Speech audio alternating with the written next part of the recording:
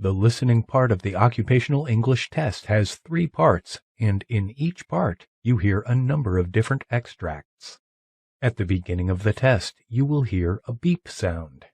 You have time to read the questions before you hear the extracts. You will hear each extract only once. You have to complete your answers as you listen. At the end of each test, you will be given 2 minutes to check your answers. Part A. In this part of the test, you hear 2 different extracts. In each extract, a health professional is talking to his patient. For questions 1 to 24, complete the notes with the information you hear. Now, look at the notes for Extract 1. Extract 1, questions 1 to 12. You hear a doctor talking to a patient. For questions 1 to 12, complete the following notes with a word or short phrase. You now have 30 seconds to look at the notes.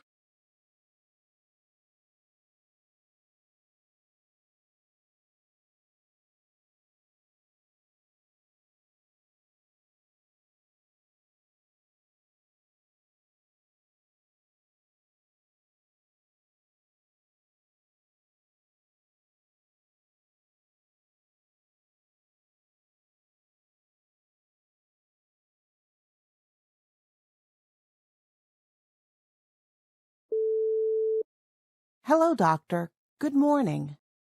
Yes, good morning. What can I help you with today? Doctor, I'm getting a throbbing pain in my right shoulder. How long have you been experiencing this pain? For the past 5 months. But the pain has worsened in the last 2 months. The pain aggravates as I'm a regular baseball player that involves throwing. Now I am also participating in basketball. What is your age? 21. Oh, I see. Do you take any medication?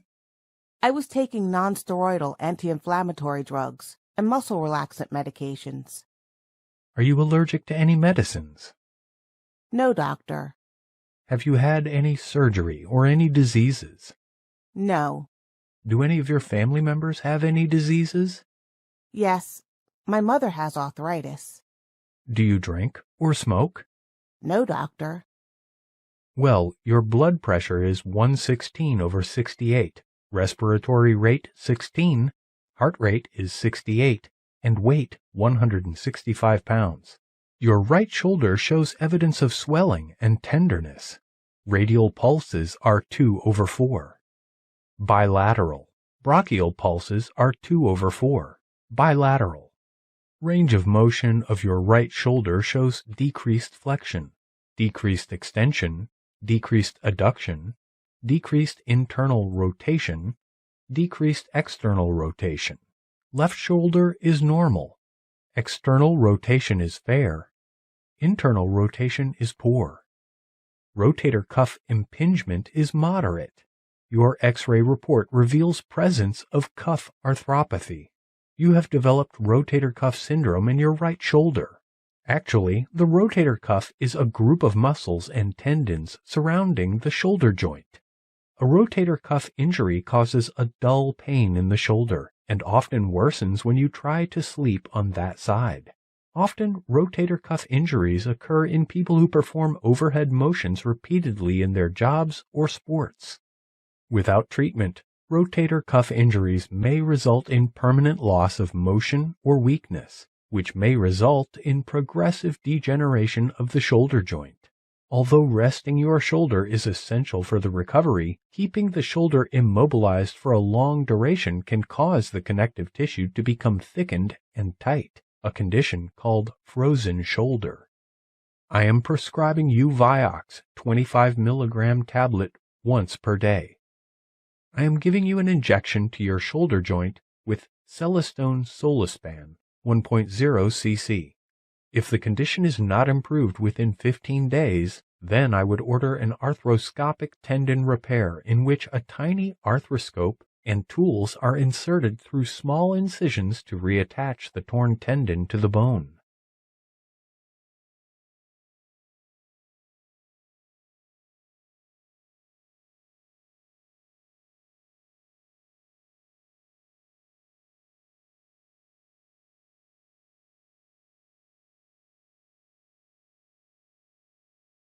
Extract 2, questions 13 to 24. You hear a physician talking to a patient called Mrs. Gonzalez. For questions 13 to 24, complete the following notes with a word or short phrase. You now have 30 seconds to look at the notes.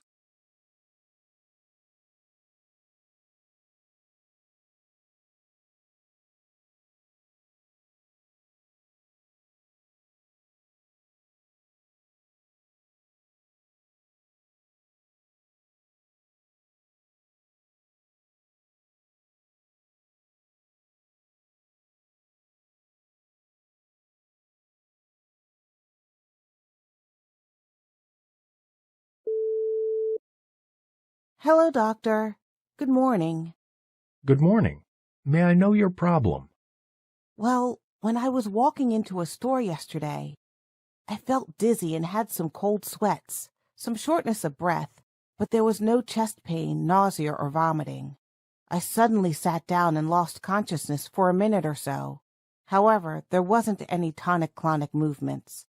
What's your age? 48. Did you had any cyanosis, which means that the skin goes bluish? No, doctor. Then I got up on my own, and even now I'm having mild shortness of breath upon exertion. This is totally unusual for me, doctor. Do you have any fever or syncopal episodes? No, doctor. Have you had any diseases or surgery in the past? Well, a year ago, pulmonary embolism was diagnosed. But during that time, I had an IVC filter placed due to massive gastrointestinal bleeding diverticulosis and gastric ulcers, paroxysmal atrial fibrillation, and no anticoagulation due to history of gastrointestinal bleed. Coronary artery disease status was post-bypass graft surgery at that time. I had to stay in the ICU for 3 weeks due to lower GI bleed again. Okay. What medications are you taking now?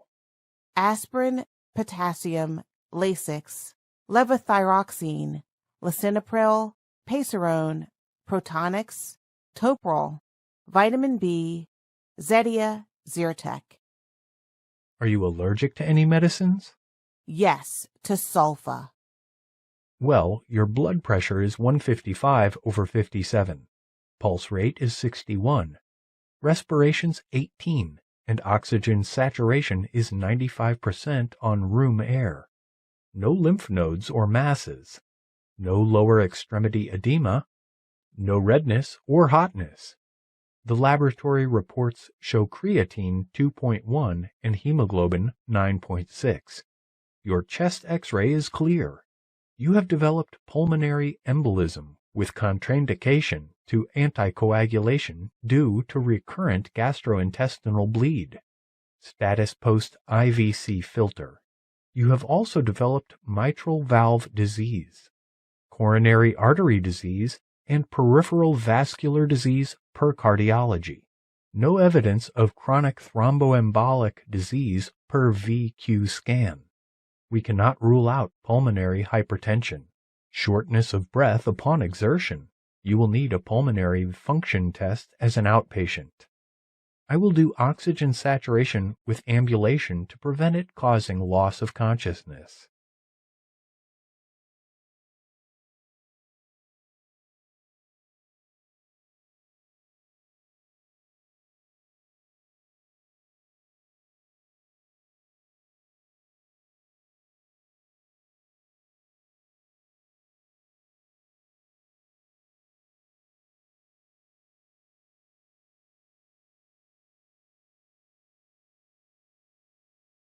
That is the end of Part A.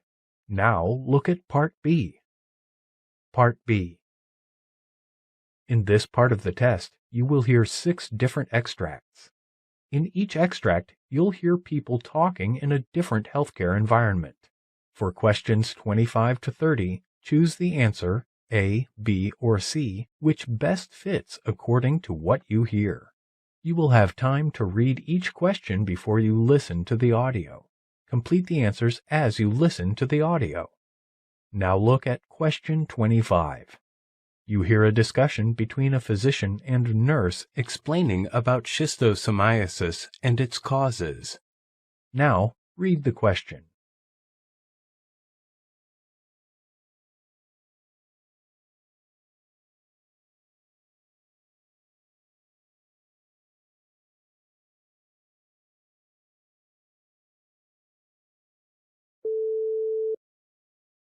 Hello, doctor. What is schistosomiasis, and what are its causes? Schistosomiasis, also termed as bilharzia, is caused by parasitic worms. Although these worms are not found in the U.S., more than 200 million people are affected worldwide by this disease. In terms of impact, this disease stands next to malaria as the most devastating parasitic disease. Schistosomiasis is also considered one of the neglected tropical diseases. The parasites causing schistosomiasis dwell in certain types of freshwater snails. The infectious form of the parasite, known as Cercariae, emerge from the snail, therefore contaminating water. Most human infections are caused by Schistosoma mansoni, S. japonicum, or S. hematobium. One can become infected when the skin is exposed to contaminated fresh water.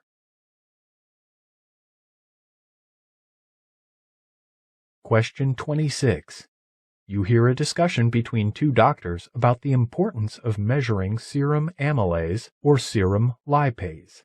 Now read the question.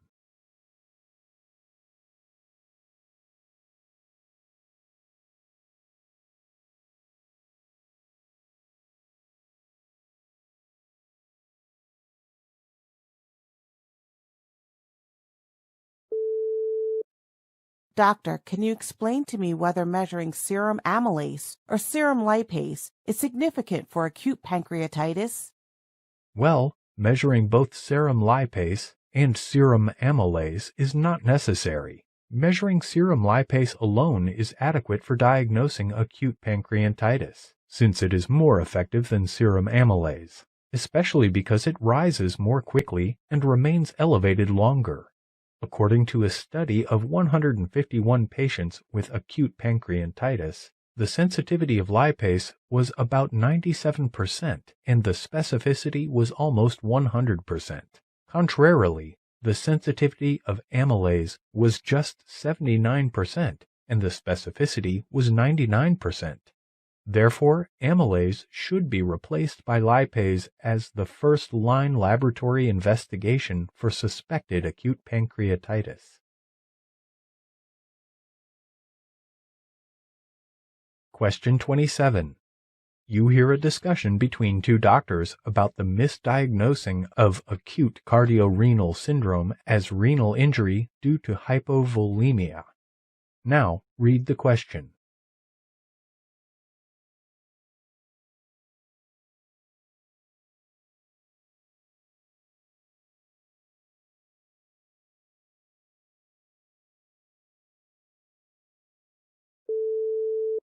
Hello, doctor. What is your opinion about misdiagnosing of acute cardiorenal syndrome as renal injury due to hypovolemia?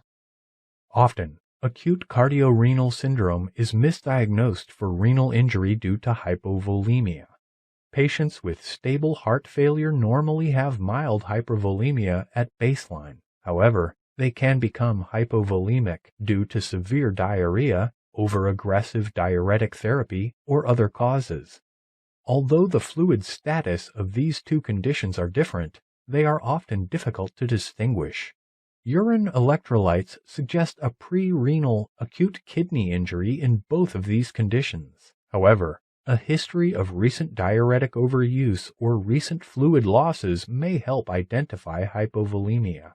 If available, analyzing of the recent trend in weight will be essential in making the right diagnosis. Misdiagnosis of acute cardiorenal syndrome as hypovolemia-induced acute kidney injury will be catastrophic.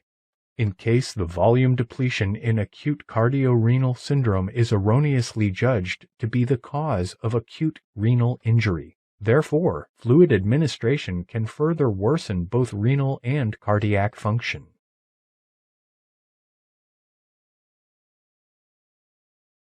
Question 28. You hear a physician explaining to his nurse about sepsis and infection. Now read the question.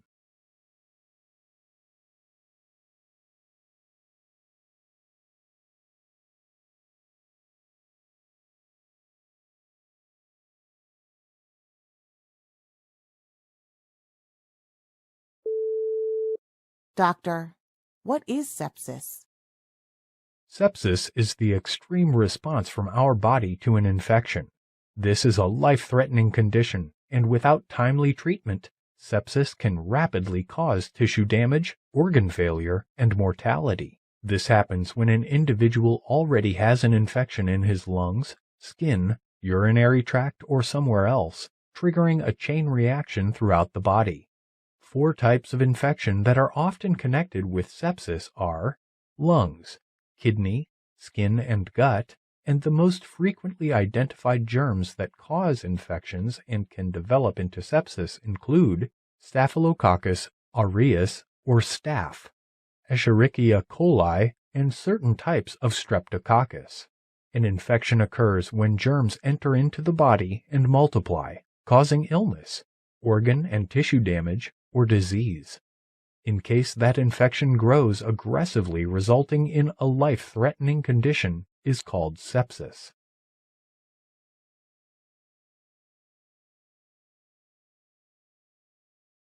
Question 29. You hear a discussion between 2 doctors about brain imaging prior to lumbar puncture in the suspected cases of bacterial meningitis. Now read the question.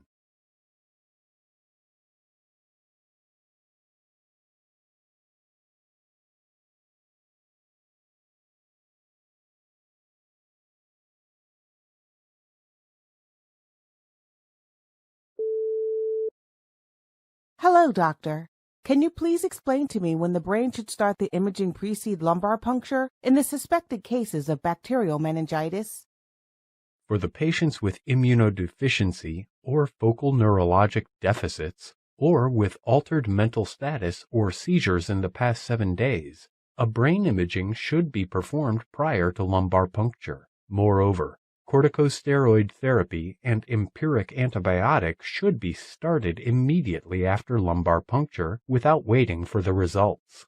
Brain imaging should precede lumbar puncture in patients with focal neurologic deficits or immunodeficiency, or with altered mental status or seizures during the previous week.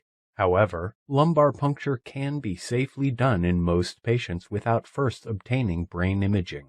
In case the lumbar puncture is to be delayed, then these treatments should be started immediately after obtaining the blood culture report.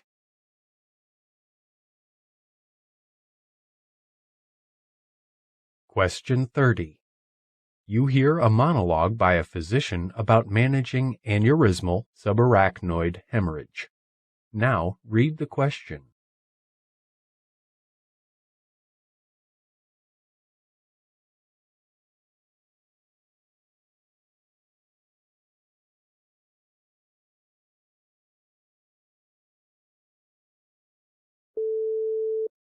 Managing aneurysmal subarachnoid hemorrhage.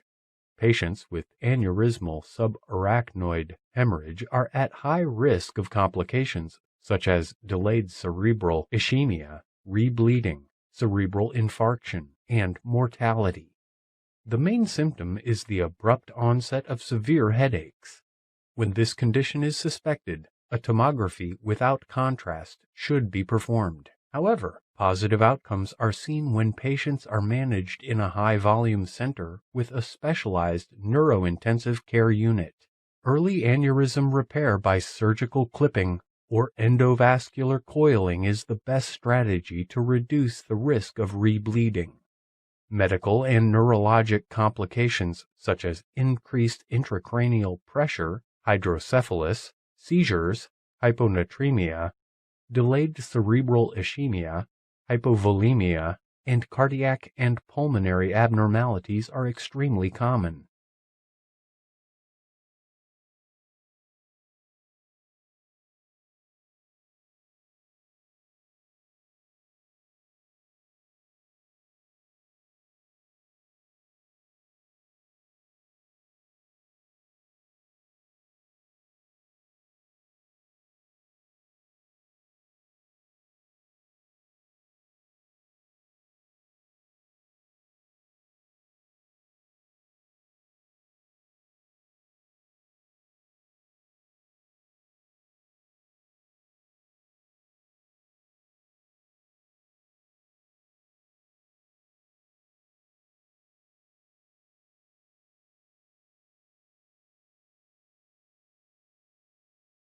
This is the end of Part B.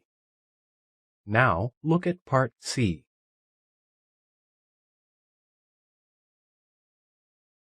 Part C. In this part of the test, you'll hear two different extracts. In each extract, you'll hear health professionals talking about specific aspects of their work.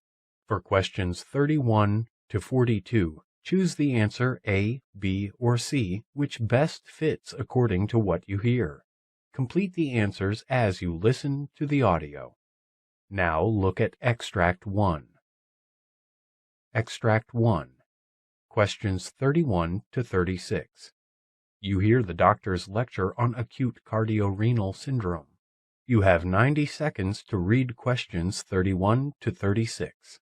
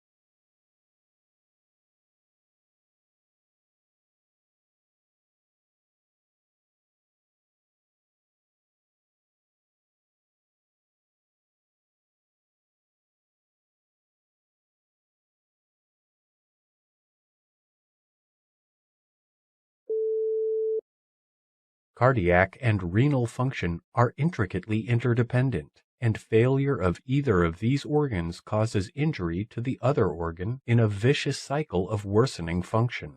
We are going to discuss about the acute exacerbation of heart failure or acute cardiorenal syndrome resulting in acute kidney injury, which is a common cause of admission to the intensive care unit. Let us examine the clinical definition, pathophysiology, hemodynamic derangements, clues that help in diagnosing and treatment. Cardiorenal syndromes are a group of interconnected disorders involving the heart and kidneys, which are classified based on whether the problem is acute or chronic, and whether the primary problem is in the heart, called cardiorenal syndrome, the kidneys, called renocardiac syndrome, or another organ, called secondary cardiorenal syndrome. Although the above definitions provide a good general description, there is a necessity of further clarification of the nature of organ dysfunction. Acute renal dysfunction can be unambiguously defined using an akin and rifle classification. Here, akin means acute kidney injury network, and rifle means risk, injury, failure, loss of kidney function, and end-stage kidney disease.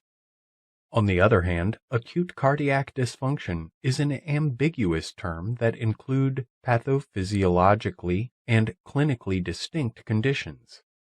Acute heart failure and cardiogenic shock. Cardiogenic shock is characterized by an abrupt compromise in cardiac pump functioning resulting in global hypoperfusion that is severe enough to cause systemic organ damage.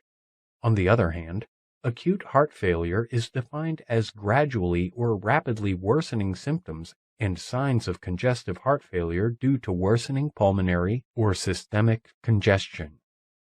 Hypervolemia is the hallmark of acute heart failure, whereas patients with cardiogenic shock may be hypovolemic or normovolemic. Although cardiac output may be mildly decreased in certain cases of acute heart failure, systemic perfusion is adequate to maintain the organ functioning. However, These two conditions cause renal injury by distinct mechanisms and have entirely different therapeutic implications. Reduced renal perfusion because of renal venous congestion is now considered as the major hemodynamic mechanism of renal injury in acute heart failure. On the other hand, in cardiogenic shock, renal perfusion is reduced due to a critical decrease of cardiac pump function. Therefore, the ideal definition of acute cardiorenal syndrome should describe a distinct pathophysiology of the syndrome and provide distinct therapeutic options that can counteract.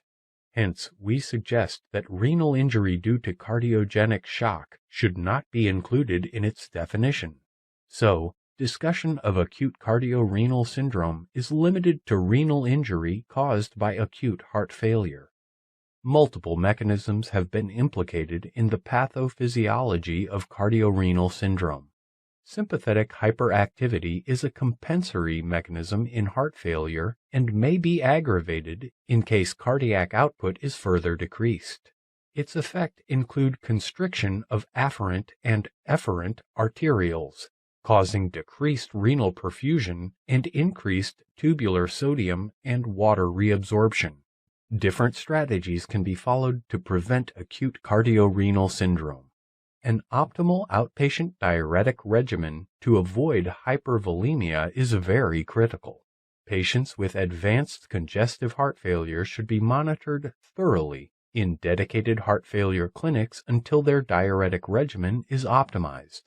Patients should be advised to get their weight checked periodically and seek medical opinion if they observe any increase in their weight or a decrease in their urine output.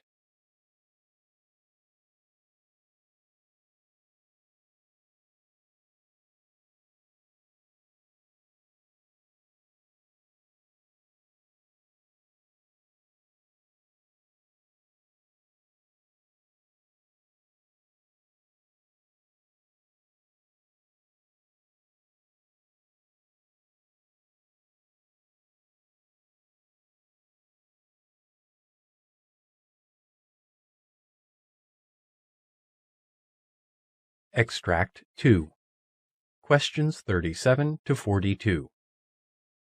You hear the doctor giving a lecture on anticoagulation therapy for patients with endocarditis. You have 90 seconds to read questions 37 to 42.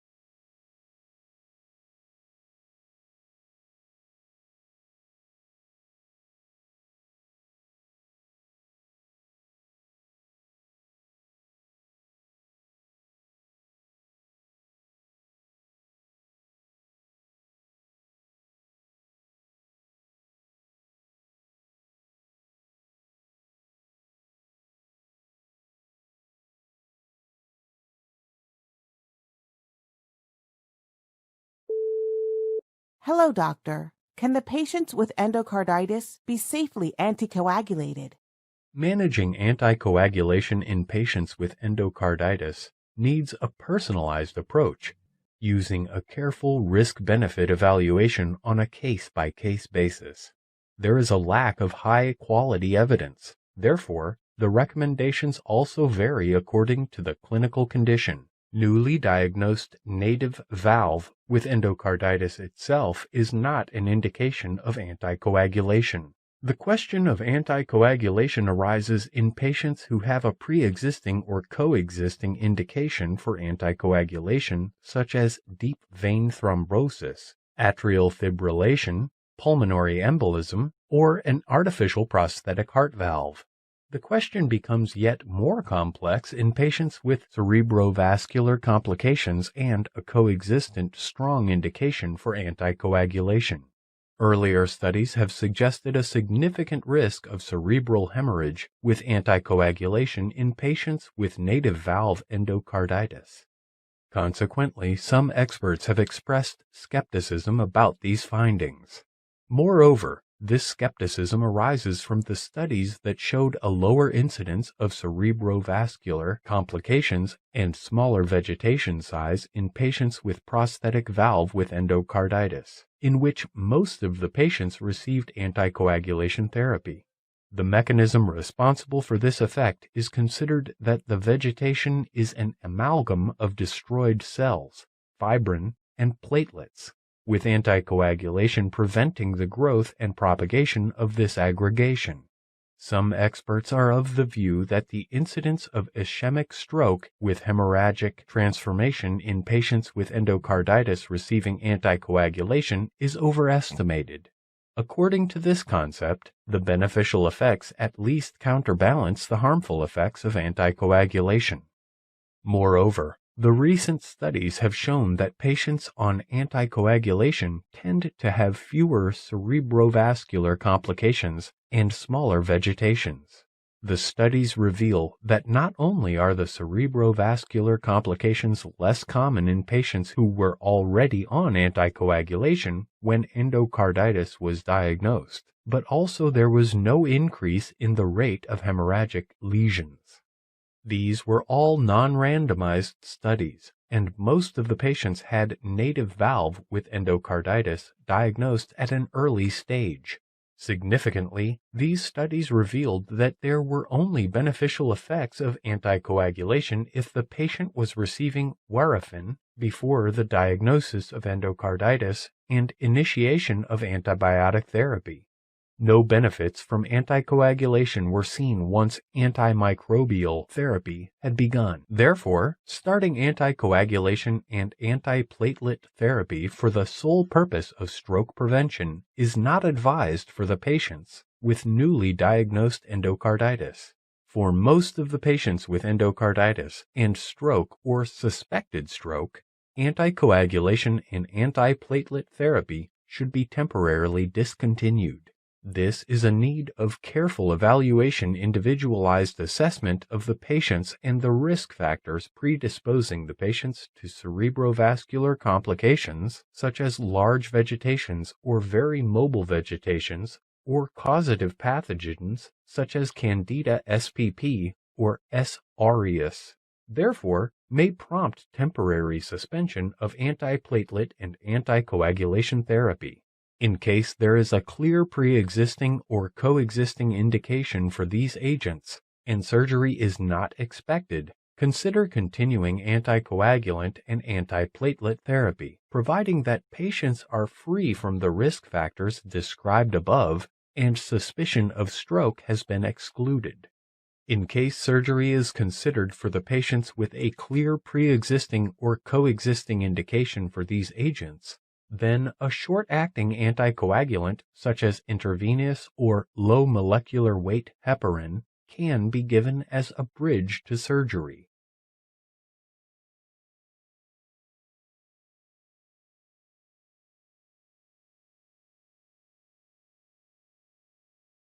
This is the end of Part C. You now have 2 minutes to check your answers.